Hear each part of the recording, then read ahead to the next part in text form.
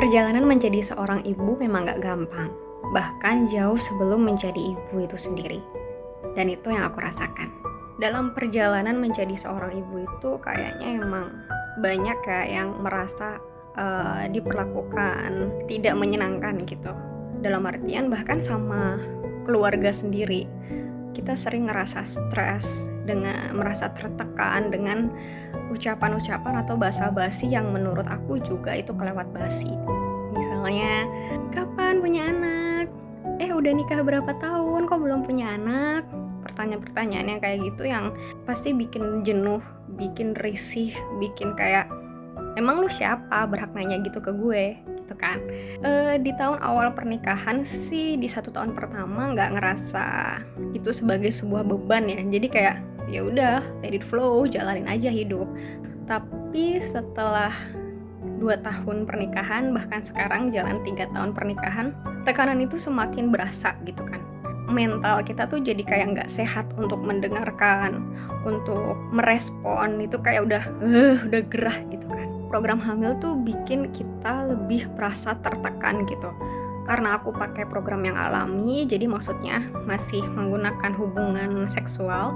Pada saat berhubungan juga kayak merasa, gue harus bisa nih, pembuahan itu harus terjadi di rahim gue gitu kan. Padahal kita nggak bisa kan untuk memaksakan itu apakah pembuahan benar-benar terjadi atau enggak gitu. Walaupun kita sudah konsumsi obat untuk membesarkan sel telur, untuk memperbanyak jumlah sel telur gitu. Even suami juga minum suplemen dari dokter gitu kan untuk memperbagus atau memperbaiki sel spermanya dia gitu. Jadi ketika kita udah berusaha seperti itu dan masih mendapatkan kayak mom shaming, masih mendapatkan kayak pertanyaan-pertanyaan yang bikin sakit hati, itu sih sebenarnya yang bikin down, bikin kita butuh support, bukan butuh pertanyaan yang kayak gitu.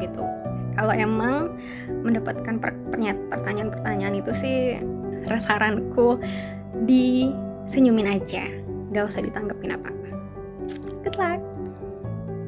Assalamualaikum, saya Ipa Puji Astuti, ibu dari 1 orang putri. Saya ingin membagikan pengalaman mom shaming yang saya rasakan pasca melahirkan, yaitu tentang pemilihan pola asuh anak. Setelah melahirkan, saya dan suami bersepakat untuk saya tidak bekerja di luar rumah lagi dan sepenuhnya mengasuh anak di rumah. Tekanan yang paling membuat saya stres saat itu adalah tekanan yang datang dari orang tua, bahkan saudara, bukan cuma dari teman-teman kerja. Jadi, pengolahan stres itu sendiri saya lakukan dengan cara berkomunikasi dengan suami, kembali lagi untuk memantapkan hati bahwa kami bisa melaksanakan apa yang telah kami putuskan. Dan saat ini ternyata orang tua dan saudara mampu untuk mempercayakan kepada kami bahwa keputusan yang kami ambil saat itu adalah hal yang tepat. Halo teman-teman Rahim dan Janin, kenalin nama aku Mona. Di sini aku mau share tentang pengalaman aku yang sempat mengalami keguguran sekitar 3 bulan yang lalu. Jadi pada saat itu ketika aku mengalami, penyebabnya lebih kepada kromosom yang memang meleburnya kurang sempurna. Namun apa yang aku alami setelah itu bukan hanya sakit fisik sih, tapi juga mental. Kenapa? Karena pada saat itu ada beberapa suara yang di telinga aku mungkin agak gak enak didengar, kayak misalnya kamu sih masih kerja ketika hamil dan lain sebagainya, kamu sibuk mungkin, kalau misalnya hamil kan gak boleh capek-capek kayak gitu. Nah, beberapa suara itu memang sempat bikin aku down pada saat itu. Namun bersyukurnya aku adalah aku dikelilingi oleh orang-orang yang baik, oleh keluarga, oleh pasangan yang sangat support denganku, dan itu menurutku sangat membantu proses pemulihan mental kita ketika kita merasa down karena keguguran yang dialamin, dan juga omongan-omongan orang yang mungkin agak nggak bisa diterima sama kita kayak gitu. Dan di sini yang perlu digarisbawahin adalah dari diri kita sendiri juga mencoba untuk bangkit, dan juga lingkungan yang suportif yang menurutku itu juga nggak kalah penting seperti itu. Terima kasih. Assalamualaikum warahmatullahi wabarakatuh. Perkenalkan, saya Afif, ibu baru dari bayi berusia 5 bulan. Mulai dari sejak hamil sampai dengan menyusui ini, kerap kali kita mendengar bahwa Loh, bukannya hamil, loh bukannya menyusui. Kasihan loh bayinya, nanti kurus loh bayinya. Bayinya makan apa? Kalau ibunya kurus, kok kurus? Hal-hal seperti itulah, pertanyaan-pertanyaan itulah yang kadang sering dilontarkan oleh orang-orang di sekitar kita yang secara nggak sengaja itu dapat menyakiti hati seorang ibu. Namun, menurut saya pribadi, hal-hal tersebut yang saya alami, saya menganggapnya itu sebagai sebuah candaan. Enjoy aja kita dengerinnya, dibuat senyum. Aku ibu baru, aku ibu milenial. Emang ya harus gendut, bukannya ini udah standar. Dan aku juga udah mengalami perubahan bentuk tubuh secara nggak langsung dari yang tadinya pas waktu kuliah sekitar 50-an dan sekarang 60-an.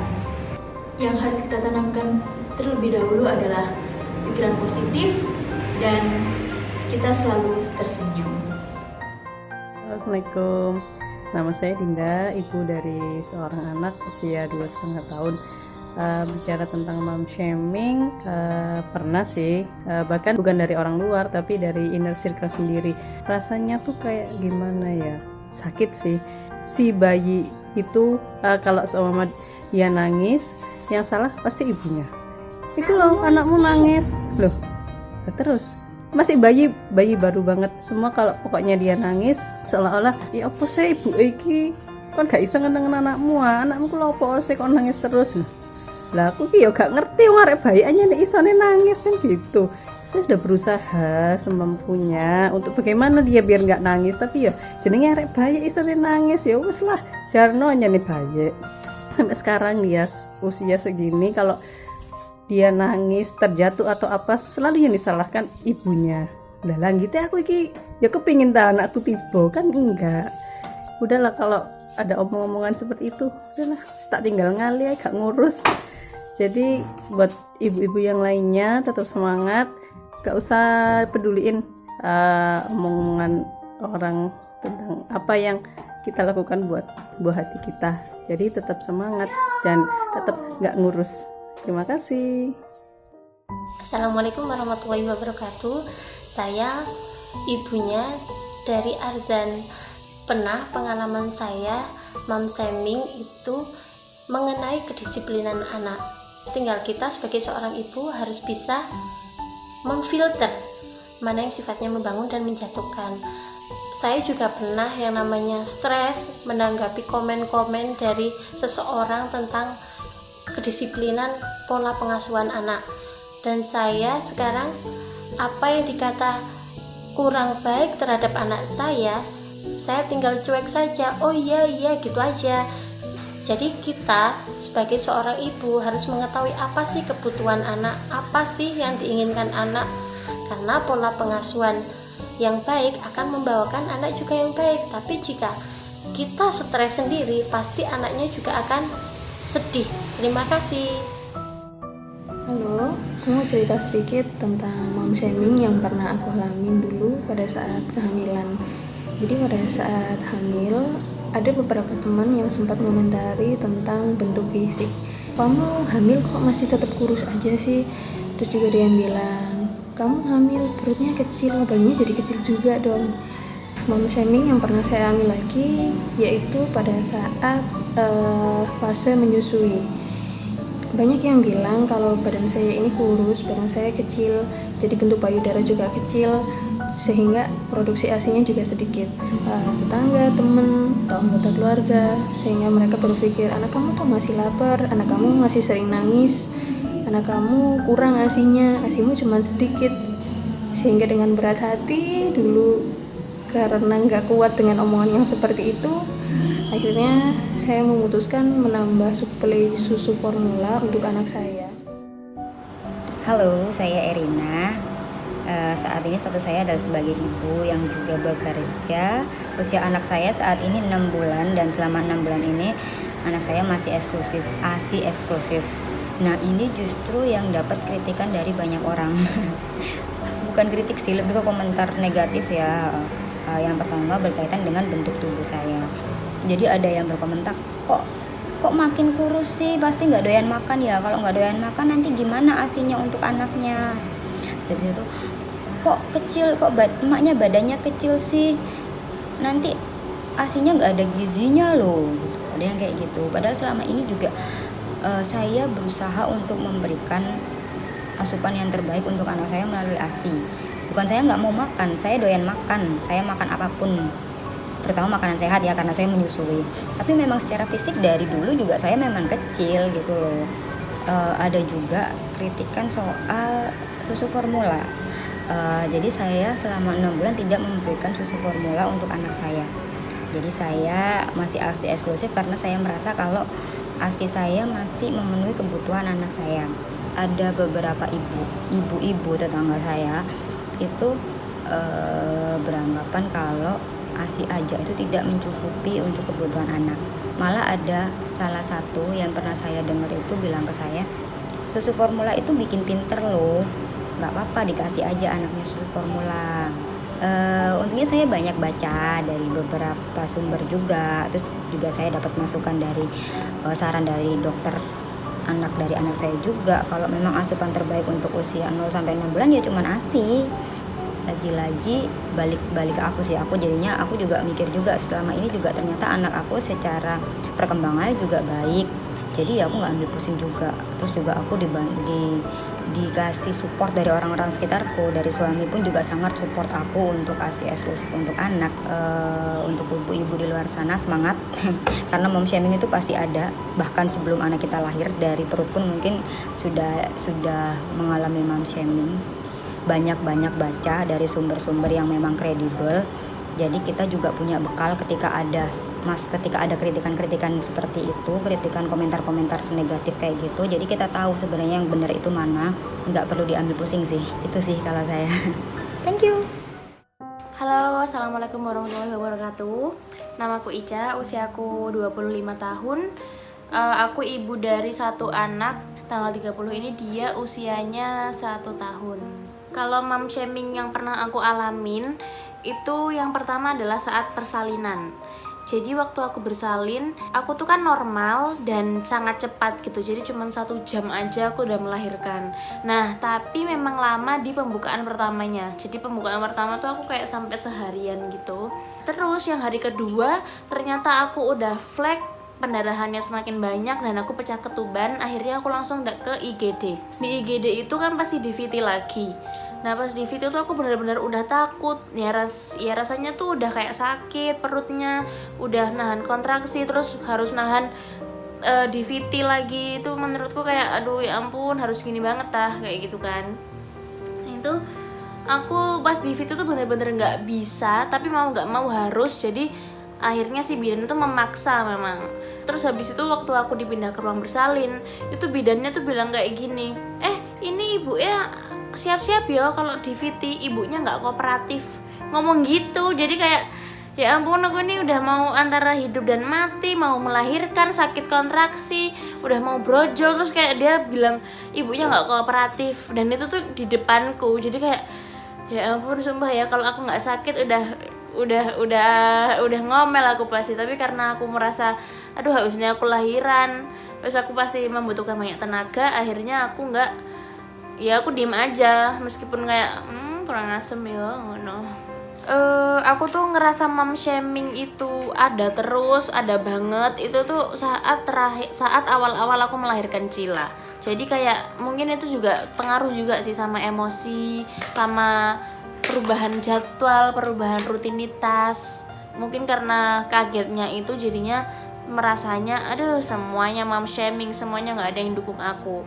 Nah tapi seiring berjalannya waktu, meskipun ada yang bilang ih mbak kamu gendutan ya, tapi kayak udah kebal gitu loh, udah kayak nggak sakit hati lagi. Karena ya emang aku baru melahirkan, emang aku gendut, terus kenapa kayak gitu. Nah sekarang dengan adanya rahim dan janin, jadinya aku juga bisa sharing, aku bisa mendengarkan ibu-ibu yang lain. Jadi berguna banget sih platform rahim dan janin ini, harus lebih berkembang lagi dan lebih bagus. Terima kasih. Waktu itu baru 1 bulan banget lo nikah. Lo udah ditanyain aja. Awalnya kesel sih, tapi lama-lama biasa aja sama pertanyaan ini. Karena ternyata ada pertanyaan atau pernyataan yang lebih ngeselin. Sama sih, basa-basi awalnya tetap udah isi atau belum. Setelah aku jawab belum, reaksinya yang macam-macam. Misalnya, si Anu udah hamil loh, bukannya kalian duluan ya yang nikah? Atau, nggak sengaja nunda kan? Atau yang lebih absurd, hehe betah banget ya. What? Yang lebih ngeselin sih pernah dapat dari kolega di kantor. Aku waktu itu baru aja pulang dari luar negeri untuk urusan kerjaan. Ketika yang lain nanyain oleh-oleh atau nanyain gimana di sana, si beliau ini malah nyamperin aku cuma buat bilang, habis gini fokus bikin anak ya, jangan ngejar karir terus. Kalau udah lebih dari setahun gak hamil itu mandul loh. How should I react to this shit? Lucunya, beberapa yang suka nanyain dan komenin soal kehamilan ini ternyata orang-orang yang dulunya juga nunggu lama untuk bisa hamil. Aku pikir mereka itu seharusnya bisa lebih empati, tapi mungkin malah jadi momen balas dendam kali ya. I think I just need to accept that in our culture, tujuan nikah itu ya untuk langsung hamil. The sooner, the better. Gak boleh ditunda-tunda. Coba aja deh lihat ucapan selamat ke orang-orang yang baru nikah. Mayoritas pasti doain supaya cepet-cepet dapat momongan. Padahal kan gak semua orang pengen cepet punya anak. Kalau ditanya, apa aku nunda? Aku gak nunda, tapi aku juga gak berusaha buat segera punya anak. Well, mungkin sesekali aja aku pernah berdoa.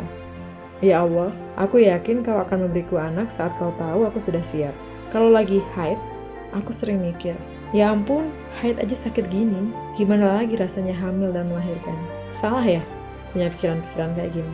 Maybe yes, but again, I know me, you don't, and God knows better.